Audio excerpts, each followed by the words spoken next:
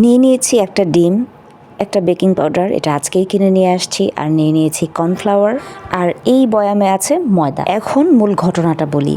এই যে ছানাটা দেখছেন, এটা আসলে দই বানাতে চেয়েছিলাম, সামহাউ দইটা হয়নি। যেহেতু দই হয়নি, দুধটা ফেটে গিয়েছে, সেই ফাটা দুধটা আমি ছেঁকে রেখে দিয়েছি। চাইলে এটা ক্রিম চিজের মতো তৈরি করে এমনিতেও খাওয়া যায়, কিন্তু আজকে আমি একটু মিষ্টি বানানোর জন্য ট্রাই করে দেখি যে এই ছানাটা দিয়ে মিষ্টি হয় কিনা। কথা বলতে বলতে আমি এখানে সমস্ত উপকরণগুলো দিয়ে মেখে এরকম ভাবে বল তৈরি করে নিয়েছি। চিনির শিরা তৈরি করার জন্য এখানে আমি দিয়ে দিচ্ছি 2 কাপ চিনি আর 4 কাপের মতো পানি। উপকরণগুলো সমস্ত আমি আমার আন্দাজের উপরেই দিচ্ছি। আমি টোটালি নিজেও কনফিউজ যে আদৌ এটা দিয়ে মিষ্টি হবে কি হবে না। ব্যাপারটা কিন্তু এমন নয় যে আমি মিষ্টি বানাতে পারি না, আমি মিষ্টি বানাতে পারি, কিন্তু আজকে যেহেতু দুধের ছানাটা একটু অন্যরকম, তাই একটু ডাউট লাগছে মনের মধ্যে যে হবে না মনে হয়। সমস্যা নাই, ভুল থেকে যদি হয় দারুণ কিছু, তাহলে ভুলই ভালো। কথা বলতে বলতে এগুলো আমি তেলে ভেজে নিলাম। যেহেতু খামিরটা অনেক নরম হয়েছে, এই জন্য আমার একটু চিন্তা লাগছে। এখন আমি এই মিষ্টিগুলো একে একে ভাজা গরম তেল থেকে তুলে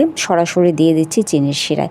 চিনির শিরাটাও কিন্তু গরম ছিল, জাস্ট চুলার আগুনটা নিভে আমি 1 থেকে 2 মিনিট অপেক্ষা করেছি, তারপরে দিয়ে দিচ্ছি। এই যে ফেসবুকে বা ইউটিউবে আপনারা যে কোনো রান্নার একদম পারফেক্ট রেসিপি দেখেন, কিন্তু এই পারফেক্ট রেসিপিগুলো তৈরি করার পেছনেও কিন্তু অনেক এক্সপেরিমেন্ট থাকে, যেগুলো কখনোই কেউ ক্যামেরার সামনে নিয়ে আসে না, শরমে লজ্জা। কিন্তু আমার কাছে এই এক্সপেরিমেন্ট রেসিপিগুলো শেয়ার করতে কসমসে বেশি ভালো লাগে। কারণ হয়তো আমার মতো এরকম অনেক বুদ্ধিজীবী নারী আছে, ঘরে যখন দুধ নষ্ট হয়ে যায় বা দই বসাতে গেলে হয় না, তাদের মনে প্রশ্ন থাকে যে এই ছানাটা দিয়ে কি করব, এটা দিয়ে কি কিছু তৈরি করা যাবে কিনা। কথায় ভাই, জোগাড়ু বুদ্ধি যত জানা থাকবে লাইফে ততই ভালো। যাই হোক, আমার এই জোগাড়ু বুদ্ধির রেসিপিটা কিন্তু দারুণ হয়েছে। দেখতে সুন্দর না হলেও খেতে কিন্তু টেস্ট হয়েছে হুবাহু মিষ্টির মতো। এখানে প্রায় 2 কেজি দুধের ছানা আছে। আমি তাই ছানাগুলো ওয়েস্ট করতে চাইনি, যেহেতু আমার রোজের দুধ, প্রত্যেক দিন এসে দুধ দিয়ে যায়, মানে একদম খাঁটি গরুর দুধের ছানা এইভাবে ফেলে দিলে কি হয় বলে। এই যে তৈরি হয়ে গেল ভুল থেকেই ভালো কিছু।